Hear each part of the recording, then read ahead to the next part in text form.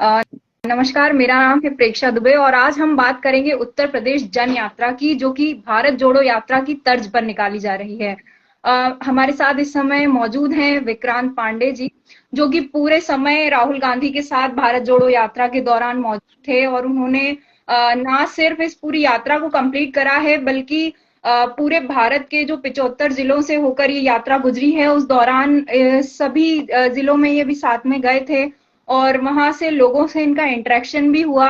और उसी के साथ इन्होंने तमाम जो मुद्दे हैं देश में, छोटे स्तर पर जो मुद्दे हैं वो भी साथ में देखे। विक्रांत जी, हमें आप अपने बारे में और इस यात्रा के बारे में कुछ चीजें बताइए। जी नमस्कार प्रेक्षा जी। सबसे पहले तो आपकी तारीफ मैं करूंगा क्योंकि आप बहुत ही बेबाक तरीके से अपनी बातें रखते हैं। चूंकि मैं आज ईद का दिन है तो पूरे देशवासियों को, पूरे मुसलमान भाइयों को बकरीद की शुभकामनाएं।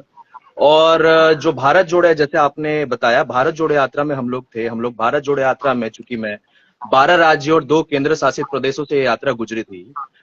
तो वहां पे हम लोग क्या करते थे, हम लोग चलते थे और चलने के दौरान हम लोग अन्य जो लोग होते थे, जो समाज के लोग, जैसे अलग अलग प्रकार के, अलग अलग राज्य में समाज, अलग अलग लोग हमें मिलते थे। तो हम लोग उनसे बातचीत करते थे और उनकी समस्याओं को समझने की कोशिश करते थे। तो उत्तर प्रदेश में जब यात्रा है, तो मात्र 3 दिनों की यात्रा थी उत्तर प्रदेश में। 150 किलोमीटर हम लोग चले। तभी से मैं सोच रहा था कि उत्तर प्रदेश में क्यों ना कुछ ऐसा किया जाए कि एक ऐसी यात्रा निकाला जाए जिसमें 75 के 75 जिले, जितने जिले हैं उत्तर प्रदेश में, चूंकि उस समय हम लोग 3 ही जिले जो है कवर कर पाए थे। तो ये टारगेट जो मैंने उस समय सोचा था अपने माइंड में कि मुझे ऐसा कुछ करना है कि सारे डिस्ट्रिक्ट में मैं जाके लोगों की बात सुन सकूं, लोगों की समस्याएं सुन सकूं और किस तरीके से उन समस्याओं का समाधान किया जा सके, उस पे एक विचार करके अपनी बातें सरकार तक रख सके। तो उसी लिए उत्तर प्रदेश जन यात्रा है। बहुत लोग ये चीज जानना चाह रहे थे उत्तर प्रदेश जन यात्रा क्या है। तो उत्तर प्रदेश जन यात्रा, सिंपल वर्ड में बताऊं मैं, तो ये एक ऐसी यात्रा है जो एक आम आदमी द्वारा, जो कि मेरा नाम विक्रांत पांडे है, मैं अपने आप को आम आदमी मानता हूँ, कोई नेता या कोई लीडर नहीं मानता हूँ। और मेरा मानना यह है कि एक नेता से बड़ा एक जन सेवक होता है, तो हम सबको जन सेवक बनना चाहिए। तो उत्तर प्रदेश जन यात्रा एक ऐसी यात्रा है जो कि 3 जुलाई से चालू होगी।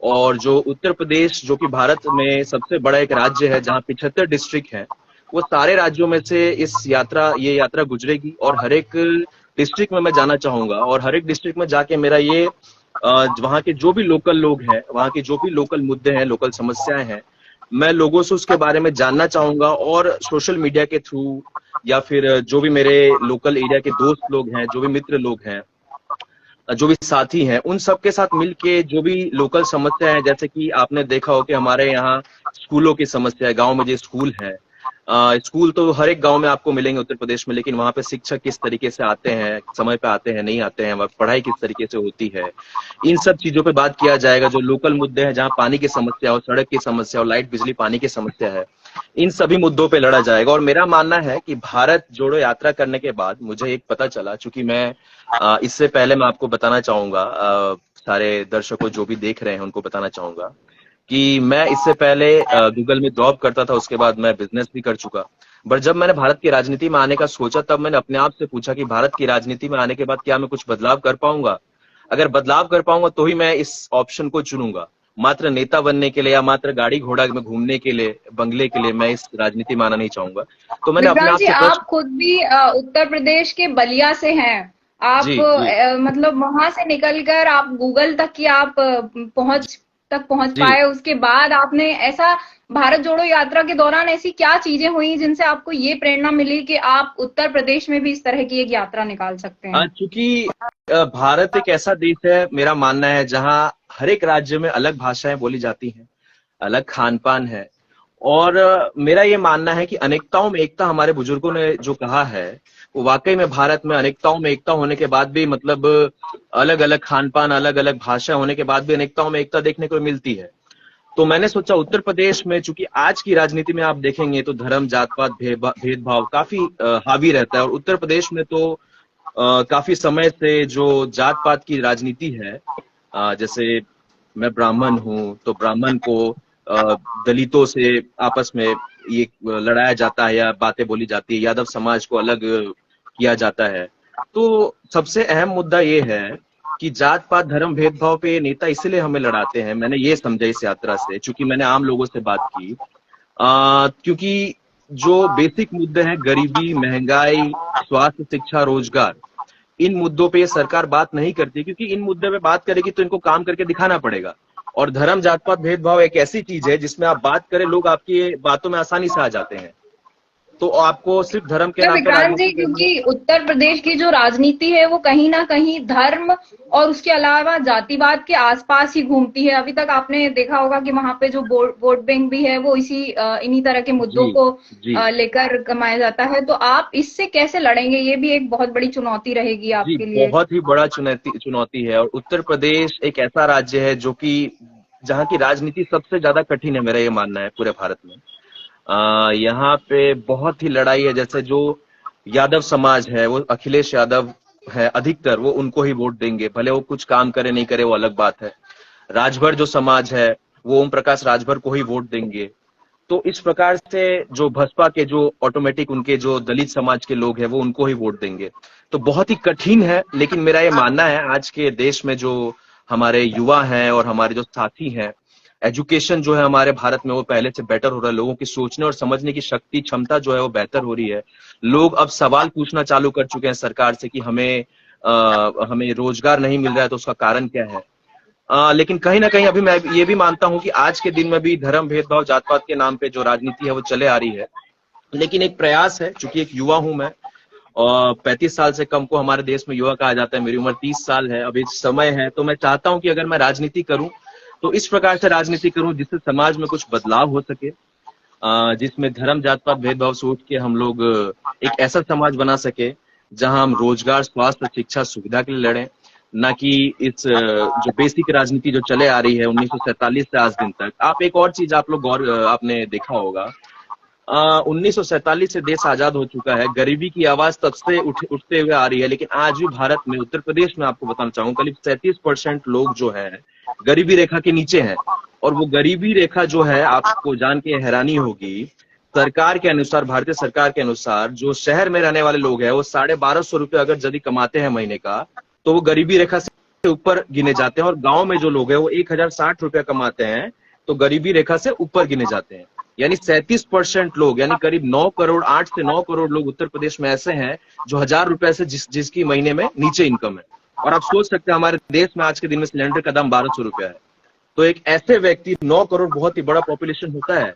आप एक बार सोच के देखिएगा, 25 करोड़ मान लीजिए उत्तर प्रदेश का पॉपुलेशन, उसमें से 9 करोड़ लोग गरीबी रेखा के नीचे हैं। सिलेंडर भारत की सरकार 1200 रुपए में देती है और उनका कमाई ही 1000 रुपए है। तो ये बहुत सारे एक मुद्दे हैं जिसपे मैंने सोचा है, इसी मुद्दों को लेके मैं लोगों के बीच जाना चाह रहा हूँ। और एक पत्रकार होने के नाते मेरा ये मानना है कि आज के दिन में भारत में पत्रकार भी समाज जो है वो कुछ ही लोग रह गए हैं जो बेबाक तरीके से अपनी आवाज उठाते हैं। तो अब मुझे ऐसा लग रहा है कि हमें ही पत्रकारिता भी संभालनी होगी और हमें देश भी संभालना होगा। तो मैं लोगों से जाके सवाल जी पूछूंगा। विक्रांत जी, एक चुनौती और आपके सामने है कि 1985 से अभी तक उत्तर प्रदेश में पहली बार ऐसा हुआ है कि कोई सरकार अपना 5 साल का कार्यकाल पूरा करके और दोबारा सत्ता में आई है। और क्योंकि आपने देखा ही होगा, आप उत्तर प्रदेश से ही हैं, वहां पर मोदी से भी ज्यादा योगी की लहर है। और वहां पर सभी लोग यही सोचते हैं कि योगी दोबारा आना है। तो जी, इस चुनौती से कैसे लड़ेंगे? क्योंकि योगी जो कर रहे हैं वो आप उससे सेटिस्फाइड नहीं? आपको नहीं लगता कि वो सब सही है, या आप उसमें और किस तरह के बदलाव देखिए, कर सकते हैं? मैं अगर सेटिस्फाइड होता तो मैं जो भी करने जा रहा हूँ वो करता नहीं। जो ये 200 दिन की यात्रा होगी, बड़ा ही कठिन यात्रा है। मैं आपको एक और बार बताना चाहूंगा, भारत जोड़ो यात्रा में तो कम से कम हम लोग के पास आम सुविधाएं जो थी, खाने पीने रहने की, उपलब्ध होती थी। और कोई चीज की समस्या नहीं थी, काफी लोग होते थे। बट ये यात्रा काफी डिफिकल्ट होने वाला है और मैं इसीलिए यात्रा में संघर्ष करने जा रहा हूँ, लोगों के बीच जा रहा हूँ, क्योंकि मैं लोगों को बताना चाह रहा हूँ कि जब योगी की आप बात कर रहे हैं, योगी जी की, तो ठीक है, योगी जी को 2017 से पहले सिर्फ गोरखपुर के लोग जानते थे और चंद लोग जानते थे। लेकिन जैसे ही योगी जी आते हैं तो योगी जी ने और बीजेपी ने ऐसा मार्केटिंग किया, ऐसा लोगों का माइंड मैनिपुलेट किया कि लोगों को उनके अलावा कोई ऑप्शन ही नहीं दिखता। आज के दिन में मोदी के अलावा कोई ऑप्शन ही लोगों को नहीं दिखता है। लेकिन मैं आपको बताना चाहूंगा कि मोदी योगी से बहुत ही अच्छे लोग हमारे भारत देश में है। 140 करोड़ का हमारा पॉपुलेशन है। बहुत ही ऐसे लोग हैं जो वाकई में देश के लिए, अपने भारत के लिए काम करना चाहते हैं। उन लोगों को आगे आने का मौका देना चाहिए। और जो बात रही कि योगी सरकार आज के दिन में उत्तर प्रदेश में अधिकतर लोग उनको चाहते हैं, लेकिन मेरा ये मानना है कि जब आपको लग रहा है कि देश में आपके राज्य में कुछ गलत हो रहा है, क्योंकि वहां पे आप देखेंगे कि योगी सरकार को कहा जाता है कि गुंडा राज जो है उन्होंने खत्म किया है, लेकिन ब्रिजभूषण जो है वो उत्तर प्रदेश से एक सांसद है, ब्रिजभूषण शरण सिंह, जिनपे एक बहुत ही गहरा आरोप लगा था यौन शोषण का, हमारे पहलवानों ने लगाया था। उनके खिलाफ कोई एक्शन नहीं लिया गया है। आपने लखीमपुर खीरी में देखा होगा जिस तरीके से किसानों को कुचला गया था, वो बीजेपी के ही नेता थे। तो इस प्रकार से अगर निष्पक्ष तरीके से अगर योगी जी काम करते तो मैं भी योगी जी का सपोर्ट करता, बट बीजेपी के नेताओं का नाम आते ही वो चुप हो जाते हैं। हमारे को समझना होगा हमारा बेसिक प्रॉब्लम जो है, रोजी रोटी कपड़ा मकान जो कहते हैं, आज भी वही है। शिक्षा, स्वास्थ्य, सुविधा, रोजगार, इस पे ही हमें लड़ना है। धर्म, जात पात, भेदभाव पे हम बाद में देख लेंगे, पहले अपने आप को मजबूत कीजिए। चूंकि मैं छोटा था तो आपकी मेरे जन दादाजी। यात्रा का एक लोगो है कि बहुत हुई मन की बात, अब होगी जन की बात। जी जी तो जी। आपकी लड़ाई योगी और मोदी से है या ये कोई अलग तरह का एक आपकी नई योजना है, आपको लोगों से इंटरेक्ट करना है? नहीं नहीं, कोई योजना नहीं है ये। मेरी लड़ाई योगी या मोदी या किसी से लड़ाई नहीं है। मुझे सिर्फ लोगों को जगाना है, उत्तर प्रदेश के लोगों को जगाना है, भारत के लोगों को जगाना है। उनको उनका हक और अधिकार जो है ये समझाना है। और सबसे बड़ी चीज, जब अपने आप में हर एक लोग, हर एक व्यक्ति सरकार से सवाल पूछना जान जाएगा, तो अपने आप मेरा देश और मेरा उत्तर प्रदेश जो है वो एक नेक और श्रेष्ठ राज्य और देश बन जाएगा। तो मेरा बस इतना ही मकसद है कि मैं अपने लोगों को समझाऊं, उनको जगाऊं, प्रश्न करना सिखाऊं।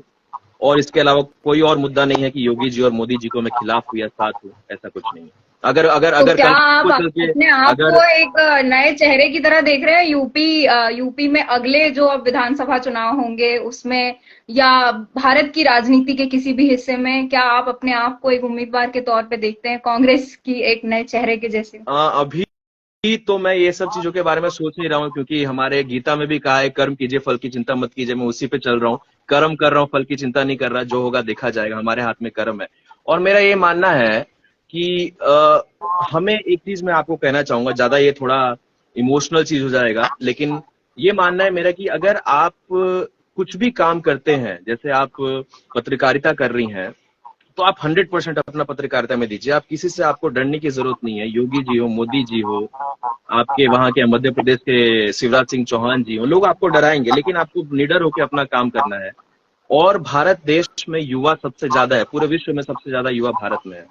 जितने ज्यादा युवा आगे बढ़ के आएंगे, सरकार से सवाल पूछेंगे, प्रशासन से सवाल पूछेंगे, पुलिस से सवाल पूछेंगे, कहीं पे भी आप लोग अपने, ऐसा जरूरी नहीं आपको राजनीति में ही आने की जरूरत है। अगर आपके सामने आप देख रहे हैं कि कहीं पे कोई पुलिस अधिकारी, कोई ट्रैफिक पुलिस पैसा ले रहा है गलत तरीके से, आप पुलिस स्टेशन में जा रहे हैं, आपकी एफआईआर नहीं लिखा जा रहा है, तो आप सवाल कीजिए। आप सवाल कीजिए कि संविधान हमें हक देता है, हमें अधिकार देता है कि हमारा एफआईआर, अगर कोई सामने मजबूत पार्टी है तो उनका एफआईआर लिखा जाता है, ज्यादातर हमारा एफआईआर नहीं लिखा जाता। हमारा एफआईआर नहीं लिखा जाता, उस पर सवाल कीजिए। हमारी शिक्षा कमजोर है, उस पर सवाल कीजिए। हमारे वहां पानी नहीं है, बिजली नहीं है, उस पर सवाल कीजिए। जब तक आप सवाल नहीं करेंगे आपको कुछ नहीं मिलेगा। और हमारे भारत देश में एक ये बहुत ही मुझे खराब लगता है, खराब महसूस होता है, जहां एक धारा चलती उसी धारे पे हम चले जाते हैं। जैसे मोदी की लहर चली थी, लोग पूरे मोदी की लहर में चले गए। उन्होंने ये नहीं पूछा कि मैं मोदी को वोट क्यों दूं। योगी की लहर चली, लोग योगी की लहर पे जा रहे हैं, ठीक है। और इन लोगों ने आज के दिन में जो समाज को बांटने का काम किया है, बहुत ही गलत है ये। तो मैं बस इतना चाहता हूँ आपके जरिए, और आपको दर्शकों को, और मेरे जो इंस्टाग्राम में जो मित्र हैं, बस इतना बताना चाहता हूँ कि उत्तर प्रदेश जन यात्रा जो है 3 जुलाई से चालू हो रही है, 75 जिलों में चलेगी, 200 दिनों तक ये यात्रा होगी। मैं अकेले ही इस यात्रा को अभी लेके चल रहा हूँ, और मैं हर एक जिले में लोगों से जाके मिलूंगा, उनकी आम जनों की समस्याओं को जानने की कोशिश करूंगा, समझने की कोशिश करूंगा। उसको मैं सोशल मीडिया के थ्रू और जितना हो सके उन लोगों के मैसेज को स्प्रेड करने की कोशिश करूंगा। और मुझे उम्मीद है अगर जिस दिन इस समाज में सब लोग मिलके एक हो जाएं, सारे युवा हो, बुजुर्ग हो, माताएं हो, बहनें हो, जिस जात धर्म भेदभाव से हो, सब मिलके एक हो जाए, उस दिन हमारा भारत श्रेष्ठ और नेक भारत बन जाएगा। यही मेरा मानना है। चलिए विक्रांत जी, आपको बहुत बहुत शुभकामनाएं आपकी इस उत्तर प्रदेश जन यात्रा के लिए। अब आगे ये देखना होगा कि आपकी इस यात्रा का असर कितना होता है आने वाले चुनाव में, और कांग्रेस जी पार्टी को इसका कितना फायदा मिलता है। जी जी, फिलहाल धन्यवाद के लिए धन्यवाद। धन्यवाद। नमस्कार। फिर आपसे नमस्कार, बहुत मुलाकात बहुत धन्यवाद। होगी किसी और मुद्दे जी। बहुत बहुत धन्यवाद, नमस्कार।